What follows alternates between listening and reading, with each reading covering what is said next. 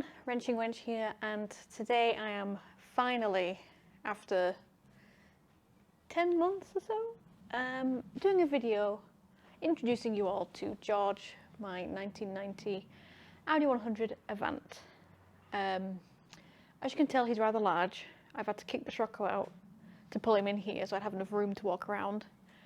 I've backed him in, but I realised I probably should have driven him in, but I've done that much manoeuvring around now. This is just how it's going to have to be. I'll show you around him properly. But yeah, here he is in all of his very large glory. Like I said, I think I've had it for about 10 months now. June last year, I believe, was when we bought him. It's sort of I went halves with my mum and dad because obviously I've got my Scirocco, but my dad was starting to feel a little left out, I think. It all started with a trip to the Retro Rides Weekender at Goodwood.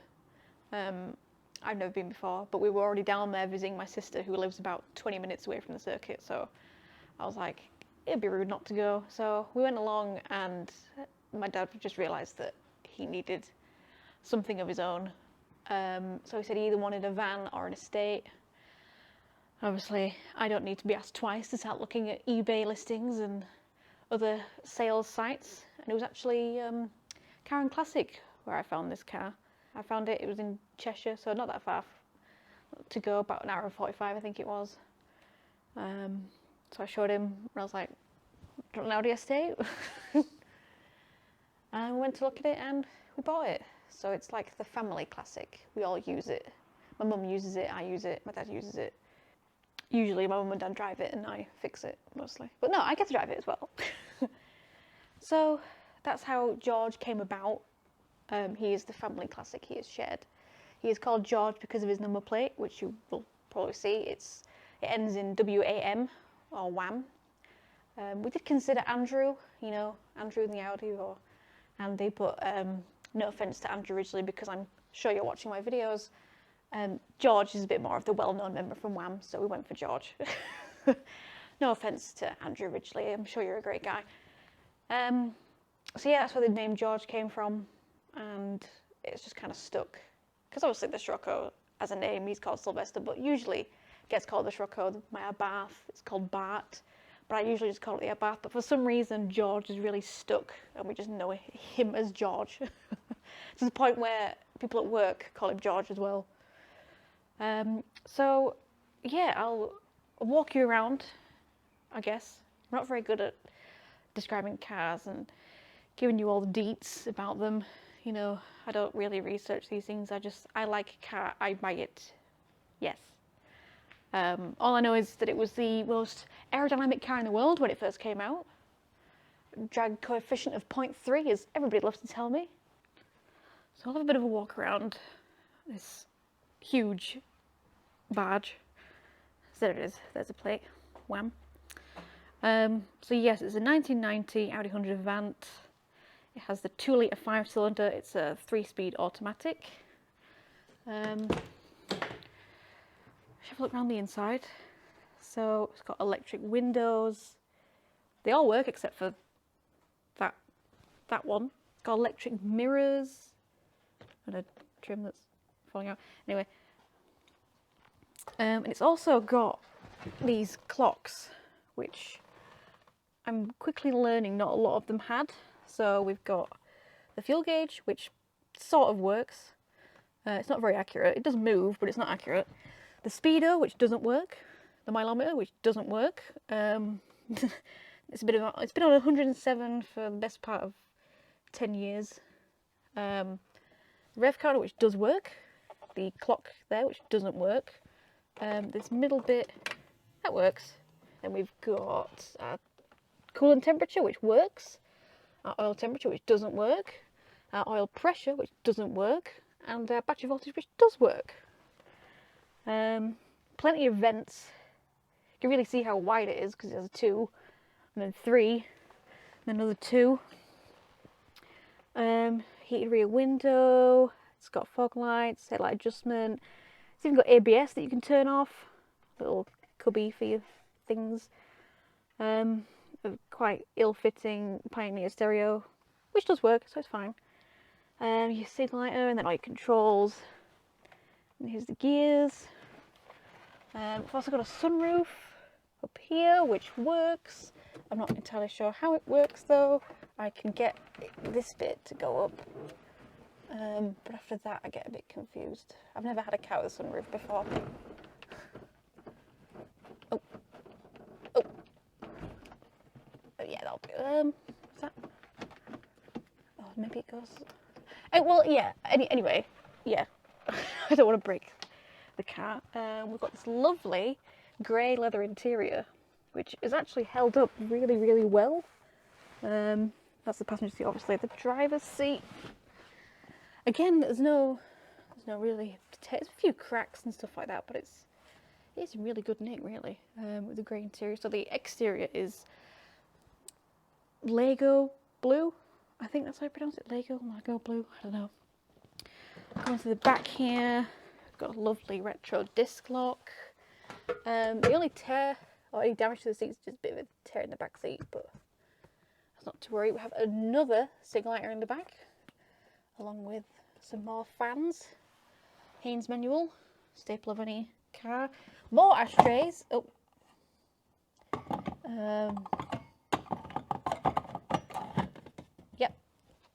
Yep.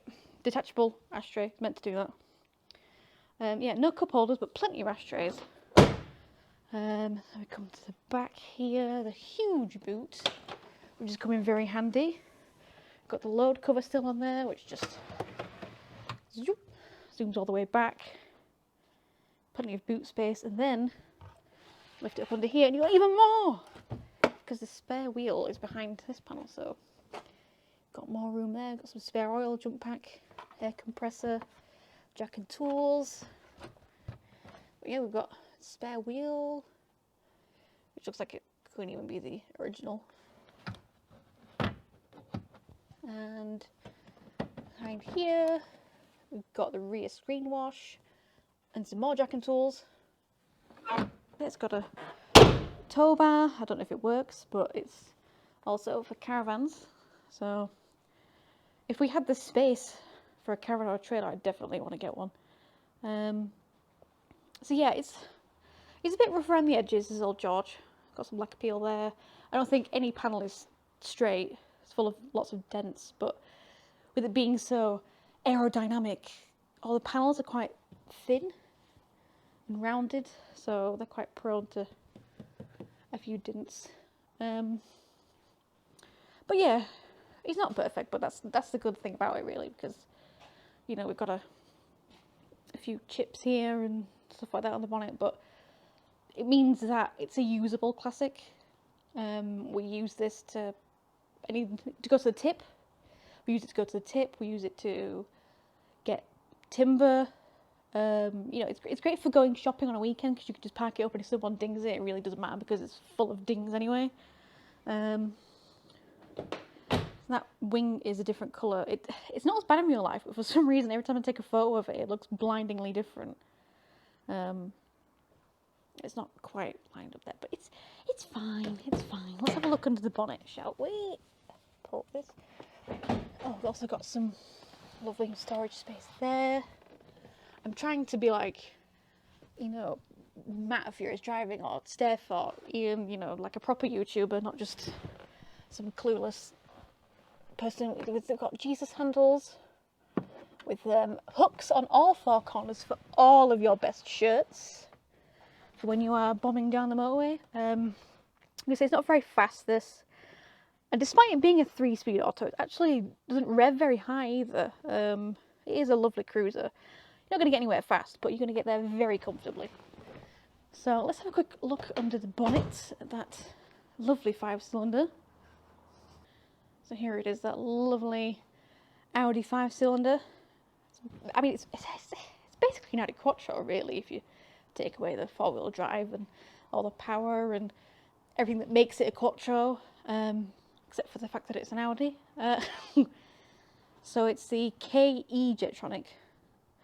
I'm having a bit of a nightmare with this. This is the fuel filler, which you will learn all about in a future video.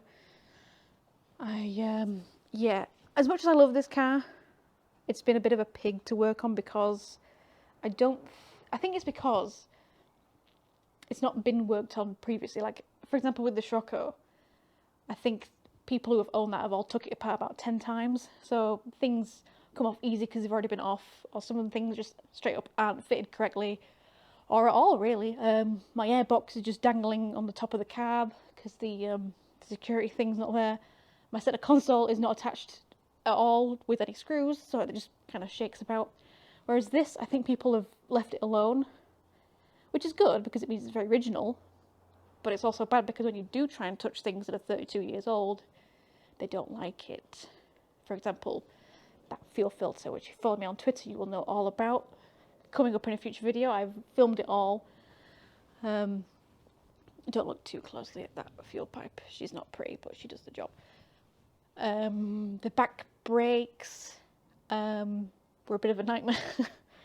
But yeah, I will be posting some of this in future videos. I just held off putting them up because I wanted to do this video first, which I don't really know why it's taken me so long. I think I wanted to do it in a nice setting, not just in the unit, but every time you find an empty lay-by or somewhere nice to do a video, there's just people there and oh. Anyway, the engine. It's the 2-litre 5-cylinder. I think from factory roughly 112 horsepower. If I've got that wrong, I'll put the details up somewhere. But yeah, it's the one with the cat, but somebody has taken the cat off, so it's G-cat mate. Sweet. This is a little breather pipe that was collapsed when we first bought it, so we just got this made from a local place in Murfield. But yeah, I'm having some issues with it where it won't start when it's cold. It has got a bit better now that I've serviced it and done the fuel filter and everything, but it's still struggling to start from cold. It starts and then cuts out, and then starts and then cuts out. It's still hot, so it might not do it now, but sometimes even when warm, he doesn't like to get going, so...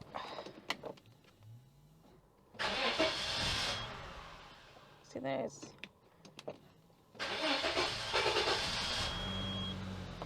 You need some light encouragement, does old George. But this cage electronic system is like witchcraft to me, so I just know that you're not meant to poke that too much, because if you get it wrong, the whole manner of issues. But I mean, on tickover it just sounds absolutely gorgeous. And when you're sauntering down the road and you put your foot down in it, it doesn't go anywhere, but it makes that big 5-cylinder roar. It is just a lovely car to drive. You know, it doesn't even feel like it's 30 years old. Do a little rev, a little cheeky rev.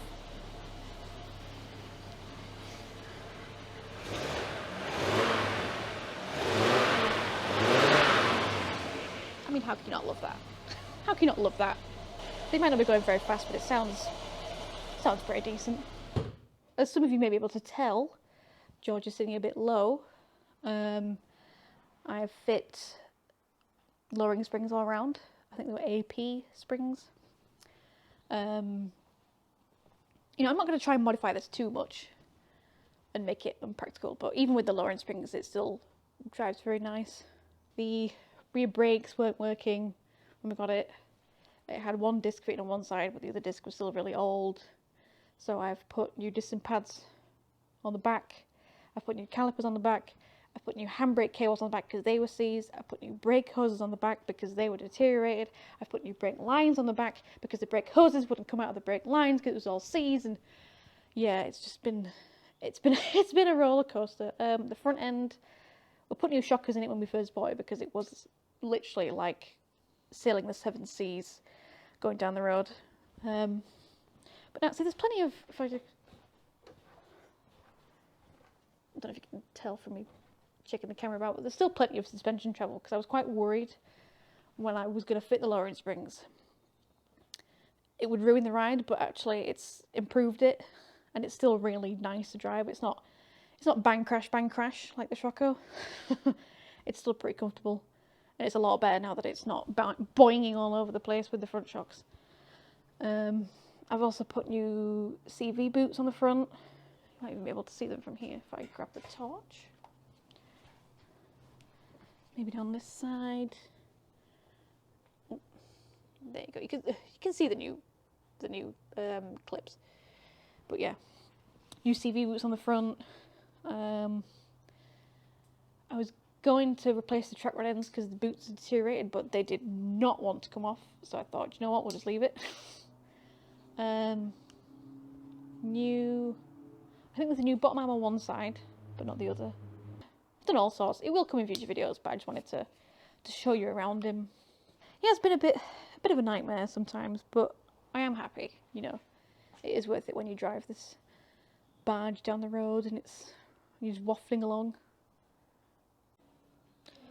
Now, a few more details, because again, I'm rubbish at these videos and I'm kind of making it up as I go along. These alloys, when we bought it, it had Porsche 928 wheels on it, which were fine, but they were a bit rough. And obviously, Porsche fit mountain is like 5x112 or something.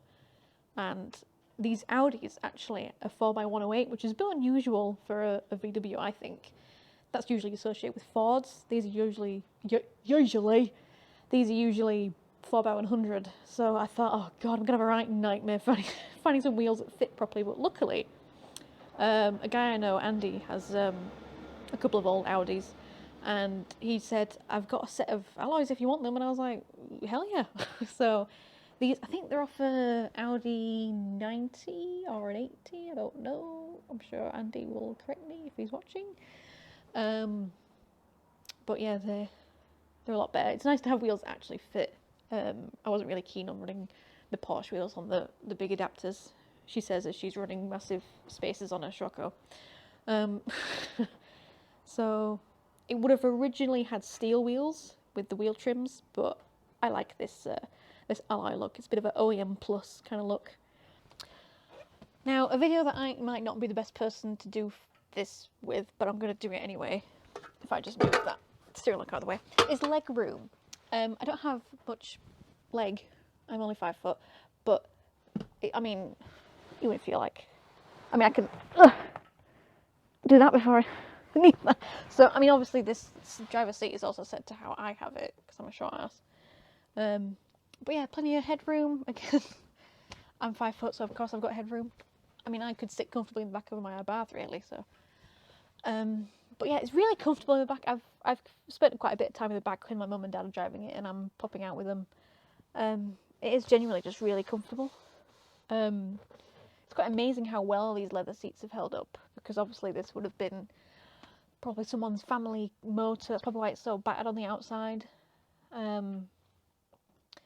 I've no idea what the mileage is, obviously, because the clock doesn't work, but it could be 200k for all I know. But you know, it's had something like 18 previous owners, stuff like that. So, you know, it's, I think the interior wise, compared to the exterior, has held up really, really well. I mean, you know, there's a little bit of sagging from the headliner, but it's weird because it obviously it's meant to go up like that, because it comes down. But instead now it's just all level, so it doesn't even, you can't really tell that it's sagging, really. You know, and it's sort of coming away in some little bits, and it's got a few mucky marks on it, but, you know, I think it's held up really well. You know, we've got headrests in the back. Headrests. We've got 60-40 split rear seats, and when they're down you can get all sorts of things. I've hauled wheels in this. Like I said the other week, my parents went and got timber for the shed. You may notice I'm looking a bit pink. I went to the Hub Nut Social and it was quite sunny and I got a bit burnt. So that's why I'm looking a bit pink today. Do these lights work? Oh, it does. Let's spin you around again. Got these little interior lights. Aren't they neat? So yeah, plenty of hooks for all your suited and booted needs if you're a sales rep on the road. I often wonder about the kind of person that would have owned this car when it was new. You know, would they have been such of a knob as the modern Audi estate owners, or would they have been more refined back then? So there we have it. There's our little intro on good old George, the Audi. Like I said, all the videos of the pain and suffering that I went through to get this car through its MOT, and then just to try and do a basic service. Even that went wrong. But anyway, it's fine now. Those will be coming soon. I am attempting to upload more. I've got quite a backlog of stuff to edit through now. So now once this video's up, it can then sort of open the doors for more Audi footage. Because I just kind of felt weird posting footage of the car that I hadn't even showed you all, even though if you follow me on social media, you will have seen it. But, you know, consistency and stuff. Well, consistency is not the right word to use when it comes to my YouTube. Continuity, that's a better word to use. So yeah, I hope you enjoyed this little walk around of George. I probably missed loads out, so if you'd like to know more about him, feel free to ask in the comments and I will answer. Within reason. Like, can I have the logbook? I'll probably say no. But yeah, if you enjoyed this video, give it a thumbs up. Subscribe if you haven't already.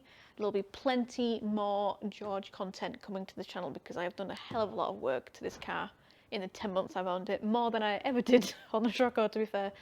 I am quickly realising how lucky I got with that car and how, I mean, touch wood, unproblematic it's been. Whereas George, through no fault of his own, it's because nobody else has done the work before. But yeah, so like, comment, subscribe, share, all that gubbins. Some about pressing bells, I think you meant to say, or something, I don't know. I can't force you to do any of that. Oh, whilst I'm here, little quick thing I forgot to say is that this windscreen leaks from this corner. So if you take it to the local car wash, or in heavy rain, you get a lovely drip right in this corner, which lands right on your leg as you sat in the car. But I think I saw in a Hubnut video, he mentioned some kind of like marine sealant or something. I'll probably put the name up if I remember it. That you just, like crack finder or something that you put in. So I might give that a go, because it is looking a bit crusty down there. But yeah, underneath this car's absolutely solid because they were galvanised. So it is genuinely, I know a lot of people say, oh yeah, it's solid, and then you look under, you're like, what about that hole and that hole? But it's genuinely, from what I've seen on my back anyway, it is genuinely solid underneath. Like, it's still blue underneath, like the rest of the car. But yeah, I'm getting sidetracked now. Like, comment, subscribe, all that stuff. More George stuff, footage, coming soon. I am YouTuber. Yes. Goodbye.